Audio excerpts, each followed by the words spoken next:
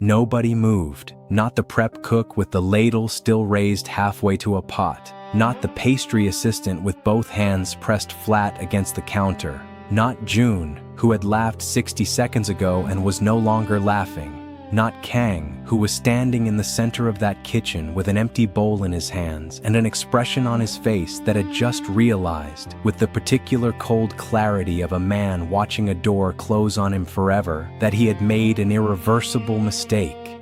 The only sound in the room was the low hum of the extraction fan above the stove, and the sound of Amara breathing. She had not cried. That was the thing that nobody in that kitchen could fully process. They had spent 3 weeks trying to break her, and she had not given them a single tear to collect. Not when Kang reassigned her station on the first day without explanation. Not when Minji knocked her prepared dish off the counter and called it an accident with a smile that was not a smile. Not when the entire kitchen staff laughed at a comment about her size that was delivered loudly enough to be heard by everyone and quietly enough to be denied if it needed to be. She had not cried, but they had not stopped trying. This morning, Kang had decided that humiliation required an audience and a prop. The audience was every person in the kitchen. The prop was a bowl of prep stock that he emptied over Amara's workstation with a comment about standards and hygiene that landed on her uniform and her dignity in equal measure while 12 people either laughed or looked away, which amounts to the same thing. What Kang did not know, what none of them knew, was that there was a 13th person watching that kitchen this morning. There was always a 13th person watching. Upstairs, second floor, corner office with a view of the Seoul skyline on one side and 6 security monitor screens on the other. Kiro Min had been in that chair since 6:45 in the morning. He had a meeting in 20 minutes with 3 men who feared him. He had a phone call at noon with someone in Tokyo who owed him significantly more than money. He had, by any reasonable measure, no time and no reason to be watching a kitchen feed. He had not looked away from it in 11 minutes. He watched Kang pick up the bowl. He watched him walk toward Amara's station. He watched what happened next. And then Kiro Min, a man who had not made an impulsive decision in 11 years of running the most feared operation in 3 districts of Seoul, stood up from his chair, straightened his jacket, and walked to the door. Jin was in the corridor outside. He looked up. "The kitchen," Kiro Min said. That was all he said. He walked down the corridor, down the stairs, through the inner door that separates the private residence from the service wing. His footsteps made no sound on the marble floor because he had spent a lifetime making sure he arrived places before anyone had time to prepare for him. He pushed open the kitchen door, and every single person in that room felt it before they turned around. The way the temperature of a space changes. The way 12 people who have been doing something wrong know, without being told, that someone who matters has just walked in. He did not raise his voice. He did not need to. He looked at the room the way a man looks at a room he has already decided to empty. His eyes moved across every face, slowly, deliberately. Each person he looked at seemed to become smaller. When his gaze reached Kang, it stopped. And Kang, a man who had spent 6 years believing that his position made him untouchable, felt something in his chest collapse. Kiro Min spoke 4 sentences, and by the time the last one finished, 14 years of combined employment walked out of his kitchen and did not come back. Then the kitchen was empty. Every person, every uniform, every excuse and every laugh, and every moment of deliberate cruelty that had been performed in this room over the past 3 weeks, gone. And the only 2 people left standing in a kitchen built for 14 were a man who had not spoken Amara's name out loud in 2 years, and a woman who had spent those same 2 years teaching herself not to say his. The extraction fan hummed. Neither of them moved. And somewhere in the silence between them, in the space where everything unsaid had been collecting since the night she walked out of his life, something was about to break open that neither of them was ready for. To understand what those 4 sentences cost him, you have to understand what existed between these 2 people before they became strangers. 3 years before the Tuesday morning that changed everything, Amara had been in Seoul for 8 months, contracted through a premium catering company that served private functions at addresses that did not appear on public maps. She was excellent at the job. She had been excellent at every job she had ever taken. Excellence was the one constant she carried that no city and no circumstance had ever managed to take from her. The event that changed everything was a private dinner at a Gangnam residence, 6 courses. A menu Amara had designed herself because the client had no specific requests and no apparent limits. She worked the kitchen with 2 assistants and plated everything personally because she did not trust plating to anyone else. The kind of night she loved, total control, total focus, the rest of her interior life silenced by the precision the work demanded. She was clearing the amuse-bouche from the service corridor when a door at the end of the corridor opened. He stopped when he reached her. He looked at the service tray she was carrying. Then he looked at her. Not the way professional spaces had taught her to expect to be looked at. He looked at her the way someone looks at something that has genuinely surprised them. "The sauce on the 3rd course," he said. She waited. It was remarkable. Stated simply, as if she should already know. She did not thank him. She was not sure why. She said, "The reduction takes 40 minutes longer than most chefs are willing to give it." He looked at her a moment more, nodded once, walked past her down the corridor. She stood there for 3 seconds after he was gone. Then she went back to the kitchen. That was how it began. Not dramatically. There was no single moment she could point to later and say, "There, that was it." It happened incrementally, the way a tide comes in. By the time the water was at her chest, she could no longer identify the moment it had reached her knees. He requested her company again through the catering firm 3 weeks later, then again 6 weeks after that, always under the cover of professional arrangement, until the night 6 months in when he came down to the kitchen at 2 in the morning and sat at the counter and simply watched her work. And somewhere between that evening and the one that followed it, the professional distance between them collapsed entirely. It lasted 6 months. Then it ended the way the worst things end. Not with an argument, not with a confrontation, with a name. Minji. A woman from a family his family had connected to his for reasons that had nothing to do with love and everything to do with the Confucian architecture of obligation and bloodline that his world was built upon. A woman who was, by the time Amara found out she existed, already 4 months pregnant. Amara left that same night. She packed what was hers. She walked out while he was in a meeting that would never be as important as what he was in the process of losing.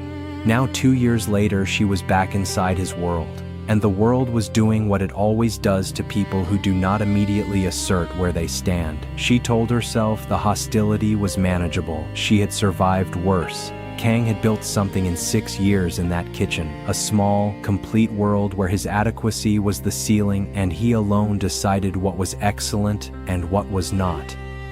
Amara's knife work dismantled that ceiling on the first morning without her trying to. The comments were thin instruments. A remark about her taking up too much space at the prep station. A reference to her size delivered with a smile that was not a smile, while June and the prep cooks understood exactly what was being communicated and said nothing, which is its own form of participation. Instructions repeated as though she had not heard them the first time, which she had, which everyone in the room knew she had. Amara said nothing. She held her station. She did the work. And somewhere in that first week, across the world from where she stood, people were watching stories just like this one. If you are watching from anywhere in the world right now, and something about what is happening in that kitchen is making your blood move, drop your city and your country in the comments. I want to see how far this story has traveled. Now back to Amara. It was in the 2nd week that Nia arrived. She appeared on Amara's 8th morning as a young woman with natural coils and a gray domestic uniform, and a warmth so immediate it felt like a window being opened in a room that had been closed too long. She crossed the kitchen, stopped beside Amara's station, looked at the plate she was finishing, and said simply, "You plate beautiful." Amara looked up. "Thank you," she said. They know it too, Nia added quietly. That is why. It was the most honest thing anyone had said to Amara in 3 weeks. She touched the bangle on her wrist without noticing she was doing it. Nia noticed, said nothing about it, which was its own form of understanding. Some connections arrive already warm. Nia became the one person in that building in front of whom Amara did not perform composure. She simply was. In the 3rd week, the campaign became something else. Kang had discovered that small instruments were not enough. Amara had absorbed everything without breaking surface, and this, to a man who needed visible proof of his authority, had become intolerable. He needed an audience. He needed a prop. A Tuesday morning gave him both. He picked up her prepared mise en place, examined it with the performance of a man who has rehearsed his authority. He pronounced it below standard, said the chopping was inconsistent, said the seasoning had been contaminated by cross-placement, said these were violations of kitchen protocol that reflected badly on the entire operation. None of it was true. Every single person in that room knew none of it was true. He emptied the bowl over her workstation.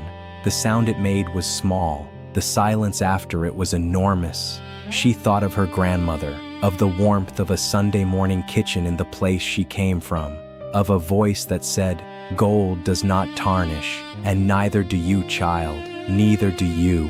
She held. 1 floor above her, Kiro Min stood up from his chair. He did not raise his voice when he walked in. He looked at the room the way a man looks at a room he has already decided to empty. His eyes moved across every face, slowly, deliberately.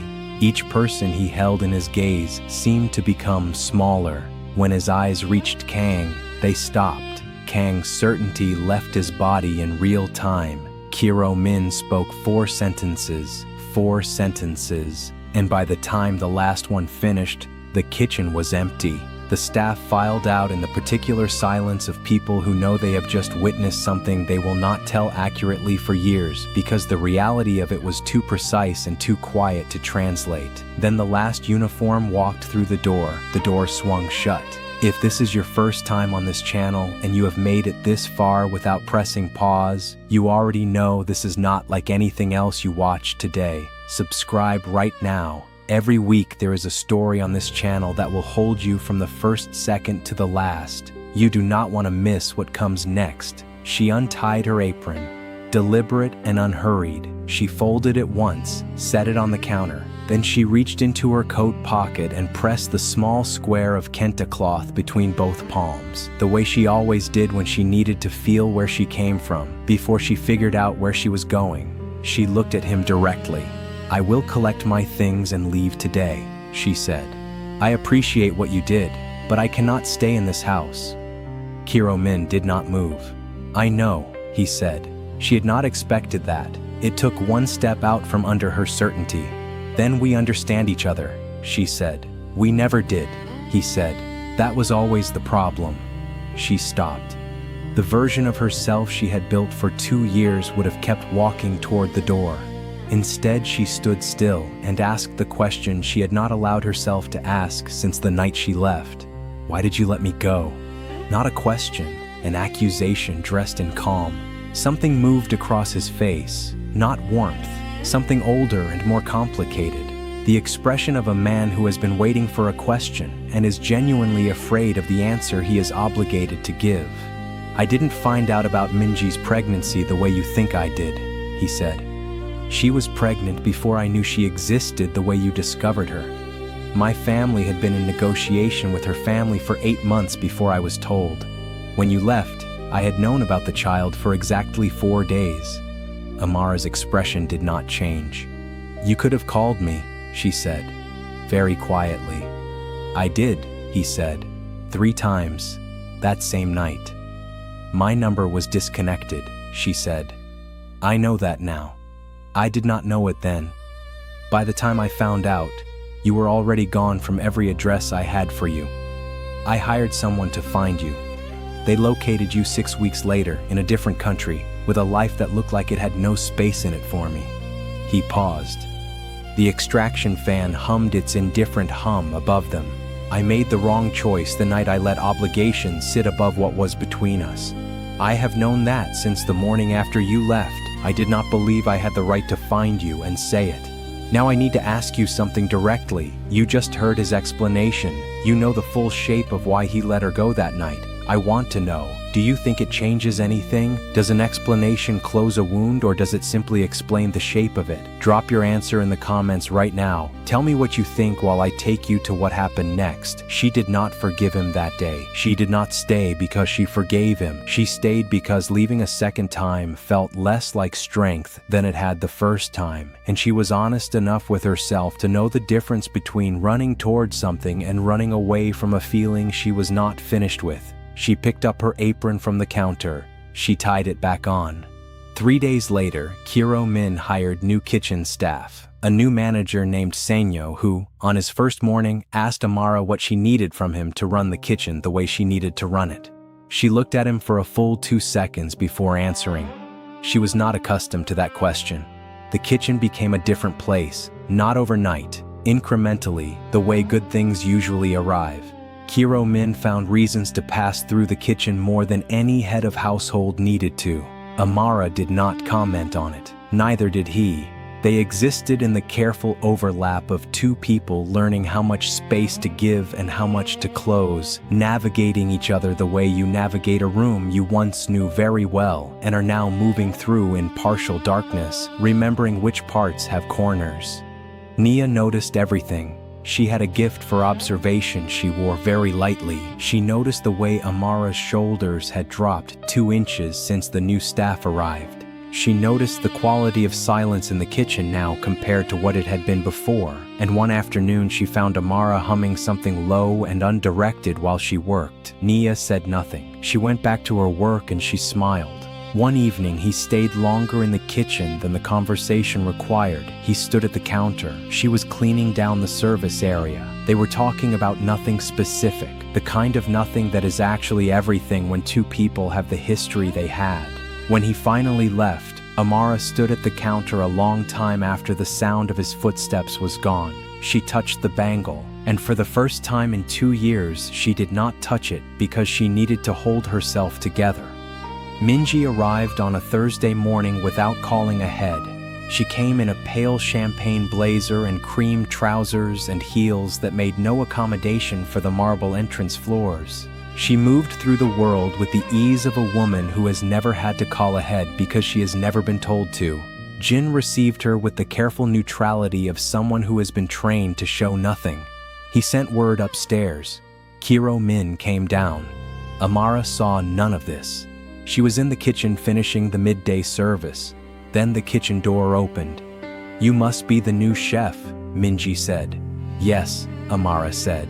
Something shifted in Minji's expression. Very small, the kind of shift that carries a great deal behind it.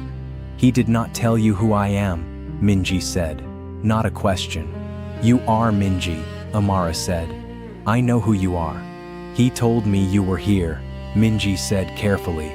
"I assumed he had told you everything. I should have known better. He never tells anyone everything." She paused. "The boy turned 1 year old last month. I brought photographs for his father. I assumed since you were still here and he had clearly made his feelings known by keeping you here, that you would want to know about the child you are inheriting context for.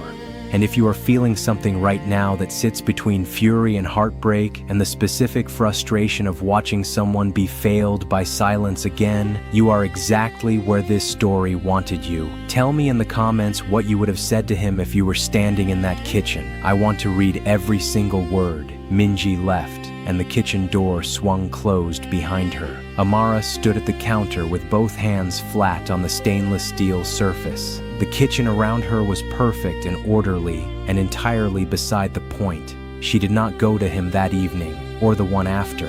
She worked, she prepped, she plated with the same precision she had always brought. She did what she had always done when the world inside her became too large to contain. She returned to the thing she could fully control, the only space where what she made was entirely her own. It was Nia who broke the silence on the second morning. She appeared at the kitchen door with the look of someone doing this entirely because it is right. "He knows you have not been yourself," Nia said. "I am exactly myself," Amara said. Nia looked at her, said nothing, which said everything. "Before I tell you what happened next, I want you to stop here for one moment, because Amara is about to do something she has not done in 2 years. She is about to tell someone the truth she has been carrying since the night she left this man's life. What do you think she's been hiding? Put your prediction in the comments right now, because what she carries up those stairs to that office is about to break every composed thing about Kiro Min completely open." She knocked on the office door. He opened it. He read her face the way he had always been able to, which was one of the things that had made him dangerous to love. He stood back. She came in. She stood in the middle of that office and told him about the pregnancy, the 8 weeks she had known before she lost it, about doing it alone in a city where no one who loved her was within reach, about not telling him because there was no version of telling him that did not feel like a bid for something she refused to bid for. She finished. The office was very quiet. Kiro Min had not moved. His expression had done something she had never seen it do in all the time she had known him. It came completely undone, not in pieces, all at once. The control and the calculation and the management of everything visible, gone. He looked like a man holding the full price of a decision made 2 years ago and finding the number unbearable. He sat on the edge of his desk, put both hands over his face, said nothing for a long time. When he finally lowered them, he looked at her with the eyes of a man speaking from somewhere deep and fully unprotected. "I am sorry," he said. "I am sorry you were alone." That sentence broke something in Amara that had been waiting 2 years to break. They did not fall back together that night. That would have been too easy. Neither of them was interested in easy. What happened was something more honest than that. They talked. For the first time without managing impressions or calculating exits. He told her about the marriage, how he had moved through it with the discipline of a man honoring an obligation while something inside him went slowly dark. How the child, a boy named Junho, was the one clear and uncomplicated thing to come from it. How holding his son for the first time taught him, in the specific and humbling way that love always teaches its lessons, that some things cannot be chosen or calculated, they simply are. She told him about the restaurant she was still building toward, the name she had already chosen, a word from home that meant the one who feeds everyone. She told him about the kente cloth and why she carried it.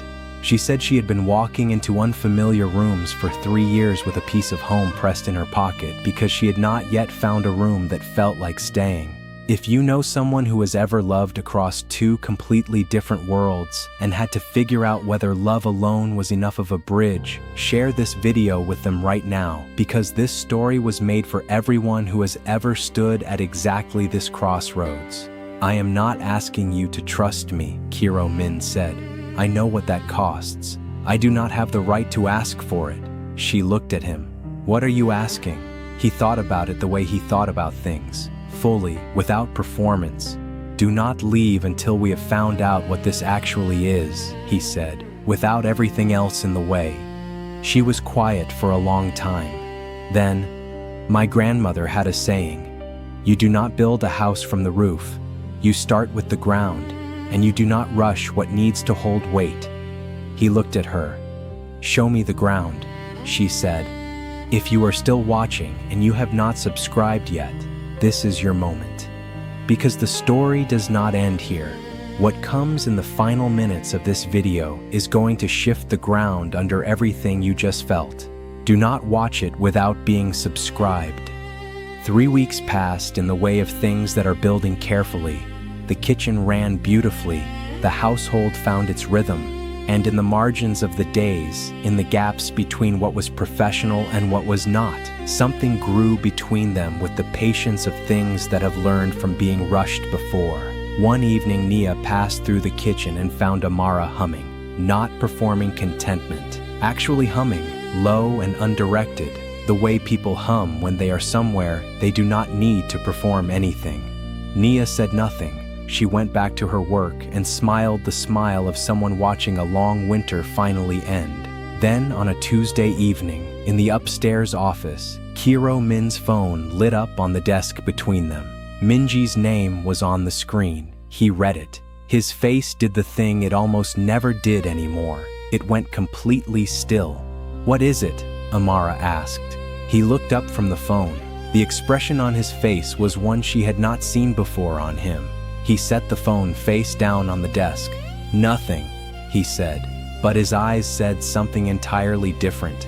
And we sit in the quiet of that room, watching the space between his words and his eyes, watching a ground that was just carefully laid begin perhaps to shift beneath a weight that has not yet been named. Whatever Minji wrote in that message, it is not nothing. Subscribe right now if you have not already, because part 2 of this story is going to answer every question sitting in your chest right now. What did Minji send? What is Kiro Min not telling Amara? And what is the one thing still standing between these two people and everything they are trying to build? Part 2 drops soon, and I promise you, you are not ready for it. Subscribe, leave a comment, and I will see you there. If this story pulled you in, you already know this is where you belong. More stories like this drop here every single day. Don't miss the next one.